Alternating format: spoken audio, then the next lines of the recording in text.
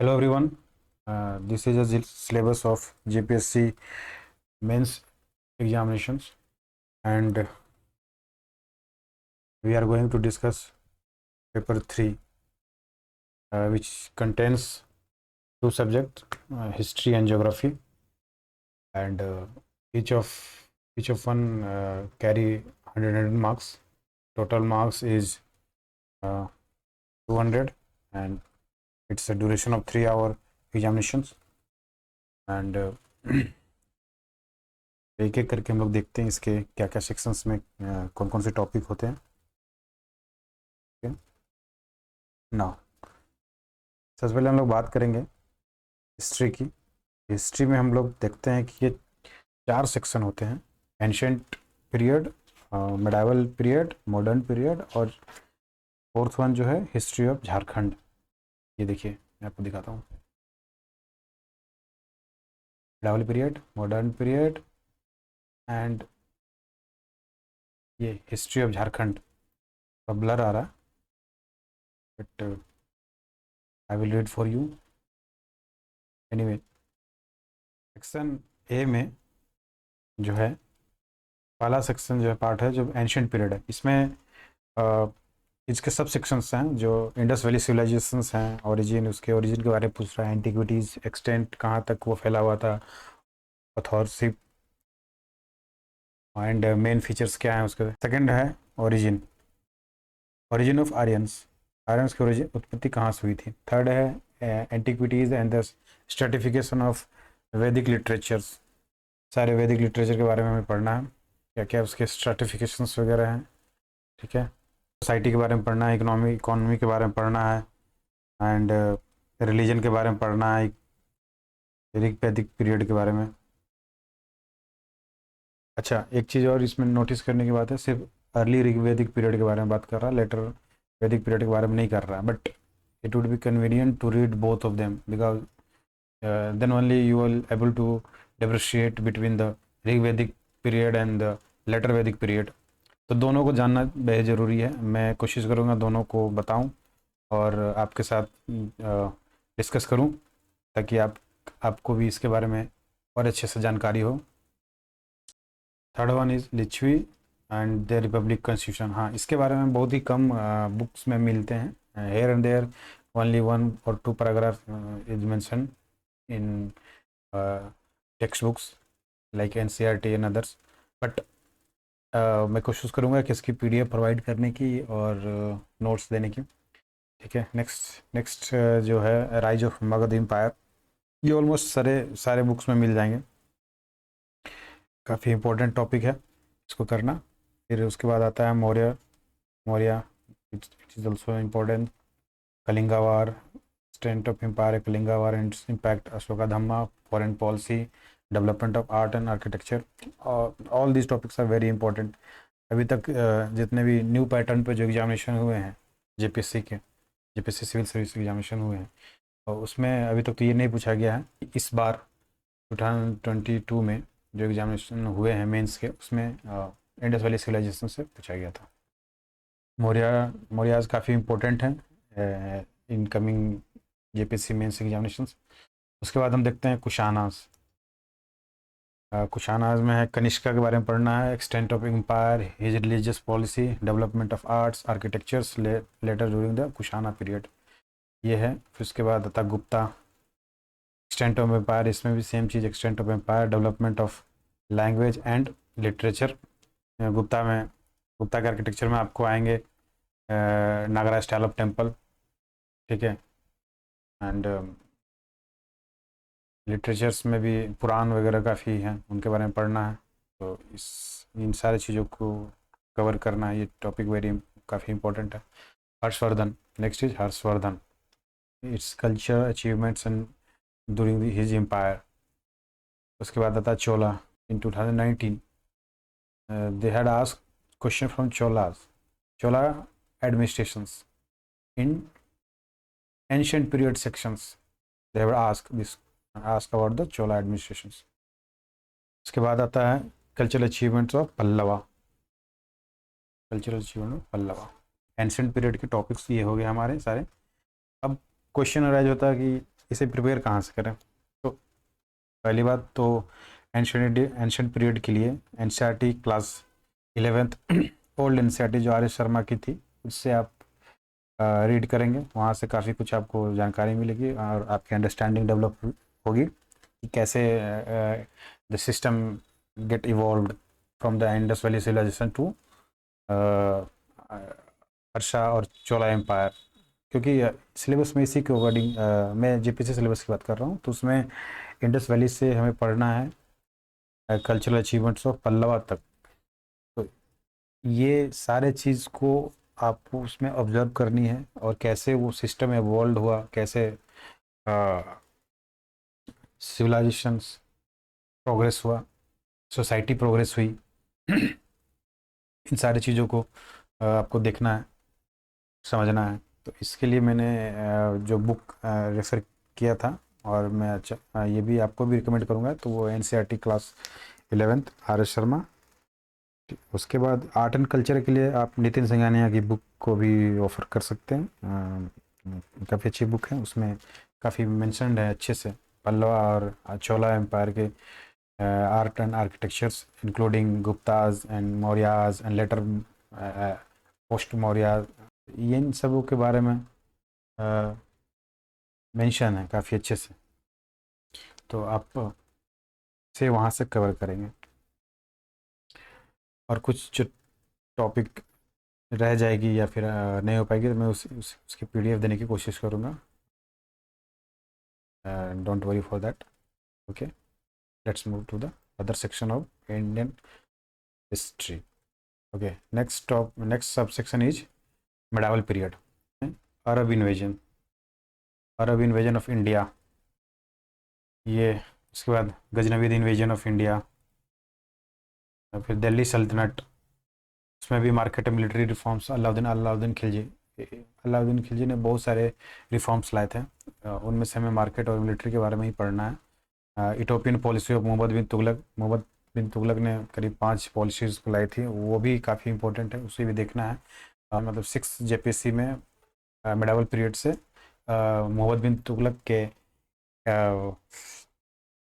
ऊपर ही क्वेश्चन आया था, उसकी करेंसी टोकन करेंसी के ऊपर क्वेश्चन आया था। और इस बार शायद मेडावल में शेर शाह सूरी के बारे में आया था, जो कि हम आगे देखेंगे। ठीक है, तो मंगोल इन्वेजन हो गया, Mongol invasion of India, religious movement, Sufism and bhaktism. उसके बाद आ गया draw new Islamic culture, Indo Islamic architecture, very important topic, development of Urdu and Hindi language. उसके बाद मुगल्स में क्या पढ़ना है हमें? The first battle of Panipat, achievements of Sher Shah Suri, consolidation of Mughal empire, establishment of jagirdari and mansabdari. ठीक है, देखिए मैं ये अचीवमेंट्स ऑफ शेर शाह सूरी, इस पे 7 जेपीएससी में क्वेश्चन आया था। ठीक है, मैं बाद में आपको सारे क्वेश्चंस पे गो थ्रू करवाऊंगा आपको और डिस्कस भी करूंगा। क्वेश्चंस काफ़ी, देखिए 2 चीज़ होते हैं। ठीक है, आपको किसी भी एग्ज़ाम को क्लियर करने के लिए, ठीक है, आपको सिलेबस को अच्छी तरीके से जानना बेहद ज़रूरी होता है। दूसरी बात PYQ, प्रीवियस ईयर क्वेश्चंस। अभी तक जेपीएससी ने न्यू पैटर्न पर 2 एग्ज़ाम ले लिए हैं, 6 जेपीएससी और 7 जेपीएससी। ठीक है, ये 2 एग्जामिनेशन का को आधार मानते हुए, बेस बनाते हुए आप क्वेश्चंस को पढ़ें, समझने की कोशिश करें क्वेश्चंस कहाँ से आ रहे हैं, और आप उससे एक अंदाज़ा भी लगा सकते हैं कि अगर ये क्वेश्चन ये सारे एग्जाम में 6th और 7th में हैं, तो नेक्स्ट एग्जाम में what would be the possibility to come the other sections of history और other subjects. You will easily guess all this things. मैं ये कहना चाहूँगा कि सिलेबस को अच्छे से समझें, अच्छे से पढ़ें, सारे के नोट्स निकाल कर रखें, अगर कहीं से होता है तो पीडीएफ भी लेने की कोशिश करें। फिर उसके बाद आप अगर एक बार पूरी तरह से सिलेबस के गो थ्रू हो गए हैं तो आप प्रीवियस ईयर क्वेश्चंस को देखें। प्रीवियस ईयर क्वेश्चंस में जो डिस्क्रिप्टिव आंसर राइटिंग वाली क्वेश्चन होती है उसको तो देखना ही है। उसके अलावा MCQs are very important. MCQs का level is standard is this time has gone up. So आपको उस लेवल को मैच करना, और अच्छे क्वेश्चंस थे, इजीली सॉल्व नहीं हो रहे थे, थोड़े सोचने पड़ रहे थे, तो इन चीज़ों को ध्यान रखना है। और अगर कोई एज्यूम करता है कि मुझे गिवन 4 क्वेश्चंस में से 2 ही क्वेश्चन बनाने हैं, एक्चुअली में हिस्ट्री से 4 डिस्क्रिप्टिव क्वेश्चंस रहेंगे, आपको 2 ही अटेम्प्ट करने होते हैं। फिर same thing with goes through the geography, उसमें भी 4 क्वेश्चंस होते हैं डिस्क्रिप्टिव वाले, जिसमें आपको 2 ही अटेम्प्ट करने होते हैं। तो टोटल 4 क्वेश्चन अटेम्प्ट करने होते हैं, और फर्स्ट क्वेश्चन जो होता है कंपलसरी होता है हिस्ट्री सेक्शन का, और फर्स्ट क्वेश्चन कंपलसरी होता है ज्योग्राफी सेक्शन का, जो कि क्या होता है MCQ बेस्ड क्वेश्चन होते हैं। 10 हिस्ट्री में, 10 ज्योग्राफी में, टोटल 20 मार्क्स के MCQ क्वेश्चन होते हैं। तो ये MCQ क्वेश्चंस भी बहुत इंपॉर्टेंट होते हैं और कहीं से भी पूछे जा सकते हैं, किसी भी टॉपिक किसी सेक्शन के सब सेक्शन से भी पूछे जा सकते हैं। तो इसलिए हर एक सेक्शन को जानना पढ़ना MCQ के माइंडसेट से भी, और डिस्क्रिप्टिव आंसर राइटिंग के माइंडसेट से भी जानना बहुत ज़रूरी है। ये आपको अच्छे मार्क्स दिलाने में काफ़ी हेल्पफुल होंगे। तो इन बातों का ध्यान रखें जब भी आप सिलेबस को रिवाइज कर रहे हैं, या फिर नोट्स बना रहे हैं, या फिर आप सिर्फ सिंपली बुक को पढ़ रहे हैं। तो दोनों तरीके से आपको आगे बढ़ना है। MCQ बेस्ड को भी लेते हुए चलना है, और डिस्क्रिप्टिव के लिए आपको नोट्स प्रिपेयर करना है अभी, और वही नोट्स आपको काम आएंगे कब, आंसर राइटिंग के समय में। आप बार बार उन्हीं को रिवाइज करेंगे, और आप अपनी इफ़िशियंसी और प्रेजेंटेशन को सुधारेंगे आंसर राइटिंग में। ठीक है, okay, now let's comes to the point. हाँ, Akbar religious policy, Rajput policy, Aurangzeb religious and Rajput policy, Mughal architect, painting, economic condition during Mughal period, all these topics are very very very important. You have to prepare notes. If not possible, I would try to provide PDFs also. So for getting PDFs, join my Telegram channel with the same name, Believe, Achieve, Succeed. Okay, I will provide the link below this video. Okay, just join those Telegram channel. ठीक है, next topic है जो हमारा rise of Maratha. मैं काफ़ी expect कर रहा था दिस टाइम कि मराठा से एक क्वेश्चन हो, बट मराठा नहीं आया। बट मैंने प्रिपेयर किया था शेरशाह सूरी पे भी, और शेरशाह सूरी इस बार आया।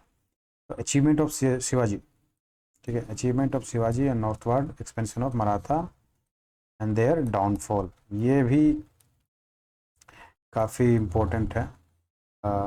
अगर प्रीवियस ईयर में नहीं आया तो आगे आने के काफ़ी चांसेस हैं। ये फिर मुग़ल, ये 2 सेक्शंस बहुत अच्छे हैं, बहुत अच्छे हैं इन द सेंस कि काफ़ी हाई प्रोबेबिलिटी है कि ये आए। ठीक है, क्योंकि उन्होंने दिल्ली सल्तनत में मोहम्मद बिन तुगलक से पूछ रखा है, मुगल्स में शेरशाह सूरी को उन्होंने पूछ रखा है। तो बाकी अब मराठा, ठीक है, मराठा की बारी है, शिवाजी फतेह करेंगे। तो शिवाजी पे विश्वास रखिए, शिवाजी को अच्छे से प्रिपेयर करिए। ठीक है, और साथ में आपको मोस्ट प्रोबेबली है गिवन ट्रेंड की अरब इन्वेजन को बहुत अच्छे से करके रखें। Arab invasion and Mongol invasion, these 2। If not, I would provide the PDF। अगर आप खुद से नहीं कर पाते हैं तो बने रहिए इस चैनल पर, और मैं इस पे ऊपर लेक्चर भी लूँगा, और साथ में PDF भी प्रोवाइड करने की कोशिश करूँगा। ठीक है, now let's come to the modern period. Okay, modern period में क्या क्या है देखते हैं ज़रा, स्क्रॉल किया जाए। हाँ, मॉडर्न पीरियड में beginning of European settlements, formation of growth of east India company, consolidation of British power in India, battle of Plassey Buxar, control over Mysore, subsidy alliance, doctrine of labs, doctrine of state. ठीक है, very important topic.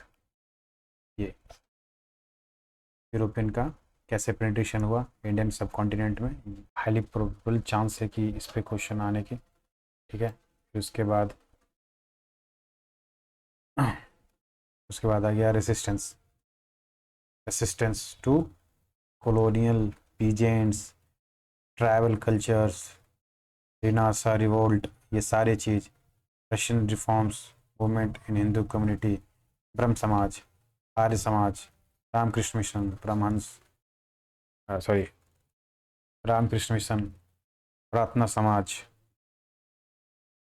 ये सारे चीज़, ये सारे social reforms movement में हैं।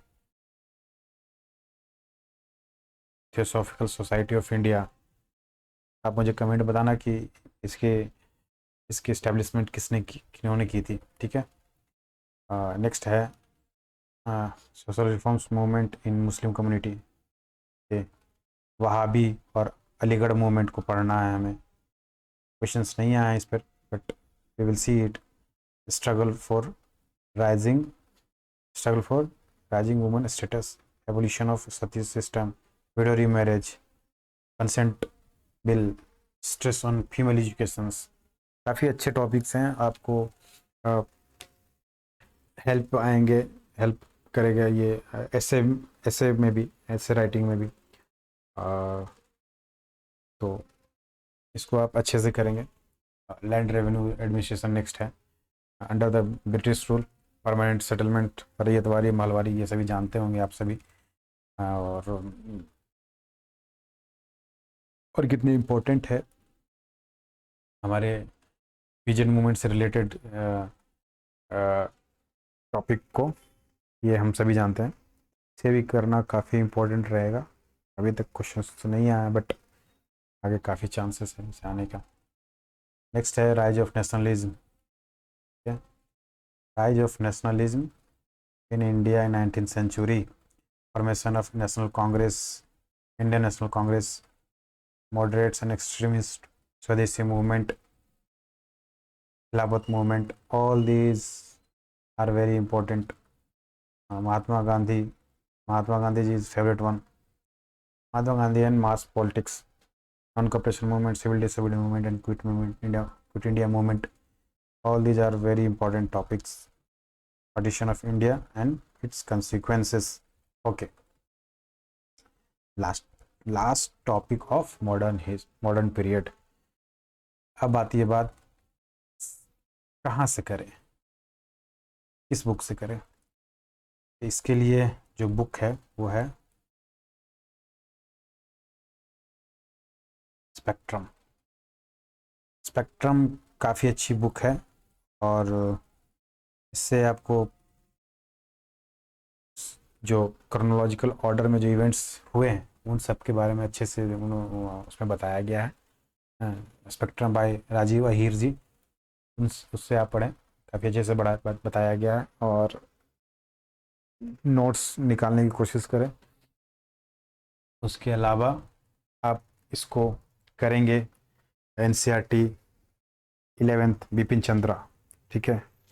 और थोड़ा डीप डाउन होके पढ़ना चाहते हैं तो एक रेफरेंस बुक है प्लासी टू पार्टीशंस और इंडिया सिंस इंडिपेंडेंस। ये 3-4 बुक जो हैं आपको रेफ़र करनी चाहिए, आपको पढ़नी चाहिए, और उससे नोट्स निकाल कर आप अर्ली प्रिपेयर्ड हो मेंस के लिए। ओके, सॉरी, एक चीज़ मैं बताना आपको भूल गया, आई एम सो सॉरी। ये मिडावल पीरियड के लिए जो बुक है, जो रिक्वायर्ड बुक है, वो है NCERT आपको पढ़नी है 11 की, ठीक है। R S Sharma, sorry, Satish Chandra ji की, और रेफरेंस बुक्स में आपको सतीश चंद्रा जी की ही मोटी सी एक बुक आती है पार्ट 1 पार्ट 2 करके, आपको वो पढ़नी है। उसमें काफ़ी अच्छे से इन सारे टॉपिक्स को कवर किया है। जिस तरह के क्वेश्चन JPSC पूछ रही है मेडावल से, चाहे वो मोहम्मद बिन तुगलक की टोकन करेंसी पॉलिसीज़ पे पूछा हो, या फिर शेरशाह सूरी के, तो इन सारे टॉपिक्स को आप अच्छे से, Satish Chandra part 1 part 2 book है मोटी वाली, ठीक है, NCERT नहीं मोटी वाली, उसमें काफ़ी अच्छे से दिए हैं, आप उसमें उसको रेफ़र कर सकते हैं। काफ़ी अच्छा दिया हुआ, काफ़ी क्रिस्पी भी है, ठीक है। ये 3 हो गए। Now let's move to the our 4th section of history. या भी सही आ रहा, उसमें ब्लर आ रहा था। अभी ठीक है, ठीक है। ये अच्छा, एक टॉपिक लास्ट का रह गया था, इंडिया आफ्टर इंडिपेंडेंस। ठीक है, इंडिया आफ्टर इंडिपेंडेंस, इसमें है integration of princely states in India, Indian union, linguistic reorganisation of states, non alignment polity under Nehru and India, Nehru and Indira Gandhi and liberation of Bangladesh. हाँ, एक चीज़ मैं बताना चाहूँगा ईयर यहाँ, ये liberation of Bangladesh last year जो 6th जेपीएससी में उन्होंने क्वेश्चन यहाँ से पूछ दिया था, ये लिबरेशन ऑफ बांग्लादेश। मतलब सारे टॉपिक ऊपर छोड़ दिए उन्होंने, जेपीएससी वालों ने, जिन्होंने क्वेश्चन सेट किए थे, ये सारे टॉपिक छोड़ दिए। सारे टॉपिक्स काफ़ी इंपॉर्टेंट है, और देखिए कैसे वो उन्होंने प्ले किया माय स्टूडेंट एस्पिरेंट्स के साथ। उन्होंने जनरली एस्पिरेंट प्रिपेयर करना चाहेगा इन ऊपर की इन सभी टॉपिकों को, टॉपिक 20, 21, 22, इन सारे ये टॉपिक्स काफ़ी इंपॉर्टेंट है। बिगनिंग ऑफ यूरोपियन सेटलमेंट्स हो गया, रेसिस्टेंस टू कॉलोनियल रूल हो गया, सोशल रिफॉर्म मूवमेंट, काफ़ी बच्चे इसको प्रिपेयर करके गए होंगे। बट उन्होंने क्वेश्चन कहाँ से पूछा? उन्होंने क्वेश्चन पूछा एकदम लास्ट से, लिबरेशन ऑफ बांग्लादेश से पूछ दिया उन्होंने। तो ये चालाकी वो करते हैं। तो आप इससे अंदाज़ा लगा सकते हैं कि क्वेश्चंस सब सेक्शन के अंदर में भी और जो टॉपिक्स हैं उससे रिलेटेड, वहाँ से वो क्वेश्चंस पूछ देते हैं। और ये सोचिए, सिंपल लिबरेशन ऑफ बांग्लादेश पर उन्होंने ना 40 मार्क्स का क्वेश्चन, 40 मार्क्स का क्वेश्चन आपको सिर्फ इस पर लिखना है। तो आपको पता होना चाहिए कि कितने पॉइंट्स होने चाहिए उसमें, किस लेवल की जो नोट्स आपको बनानी है, आपको जो लिबरेशन ऑफ बांग्लादेश पे नोट्स बनानी है वो काफ़ी डेप्थ में बनानी है, या फिर आपको इस तरह के क्वेश्चन को काफ़ी अच्छे से हैंडल करना है, जिसके लिए आपको बहुत अच्छे से डिटेल में इसकी इसकी जानकारी होनी चाहिए और आपके नोट्स प्रिपेयर होने चाहिए। तो मैं बस यही बता रहा था। चलिए फिर नेक्स्ट सेक्शन की ओर बढ़ते हैं, हिस्ट्री ऑफ झारखंड। ठीक है, हिस्ट्री ऑफ झारखंड, ये हमारा जो सेक्शन है, डी सेक्शन है, इससे भी एक क्वेश्चंस रहते हैं। और इसमें जो हम देखना चाहेंगे, देख रहे हैं जो, तो वो है आदि धर्म, Sarna cult of Jharkhand, Jharkhand tribal. और दूसरा जो है, अच्छा हाँ, मैं काफ़ी एक्सपेक्ट कर रहा था इस पर एक क्वेश्चन आएगा इस बार 7 जेपीएससी में, बट क्वेश्चंस नहीं आए, क्योंकि लास्ट ईयर अक्टूबर और नवंबर में यहाँ की स्टेट गवर्नमेंट ने, झाविमो ने एक बिल पास कराया था स्टेट लेजिस्लेटिव असेंबली से, सरना कोड बिल। ठीक है, सरना को एक रिलीजन के रूप में इस्टेब्लिश करने के लिए ये उन्होंने एक बिल पारित किया था, और रिकमेंडेशन के लिए भेजा था सेंटर में कि आप उसको एक्सेप्ट किया करें, Sarna as a tribal religion.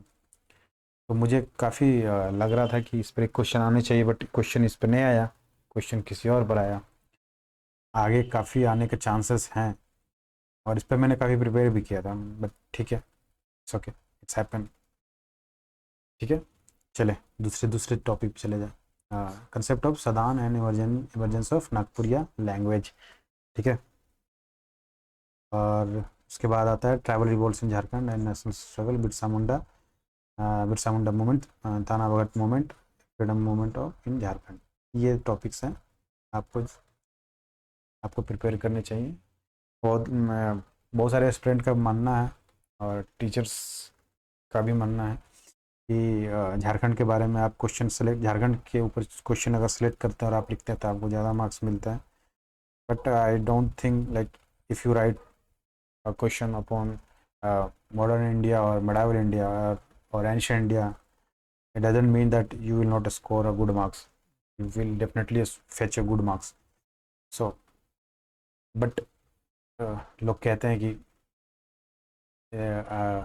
if you are belonging to Jharkhand state, then you should write to these topic.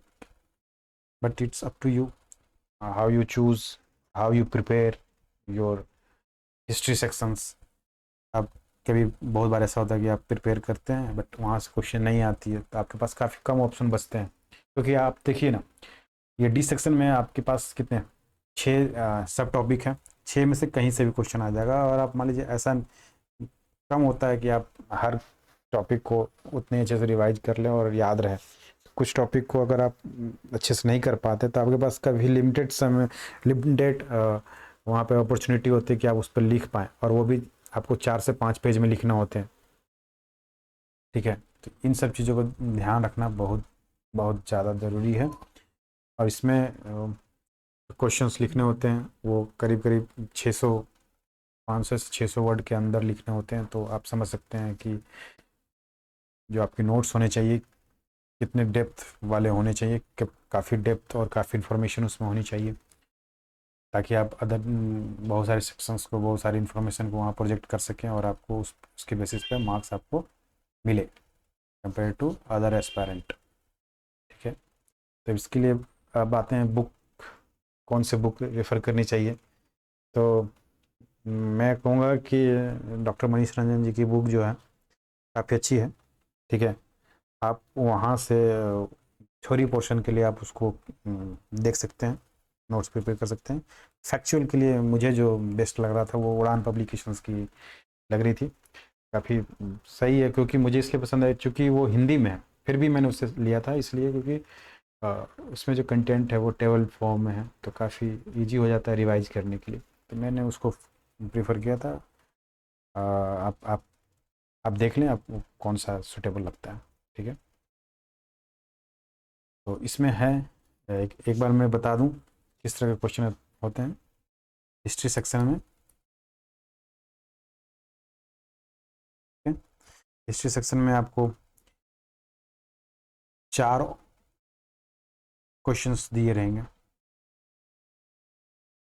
जिसमें आपको 2 ही करने हैं। और एक पहला जो क्वेश्चन होगा वो एमसीक्यू बेस्ड होगा। 10 क्वेश्चन रहेंगे 2 मार्क्स के, ये 20 हो गए। और ये 2 क्वेश्चन 20-20 मार्क्स के, मतलब सॉरी, ये 2 क्वेश्चन 40 मार्क्स के, एक क्वेश्चन 40 मार्क्स के, तो दोनों क्वेश्चन हो गए 80 मार्क्स के। ठीक है, तो टोटल हो गए कितने, टोटल हो गए 100 मार्क्स।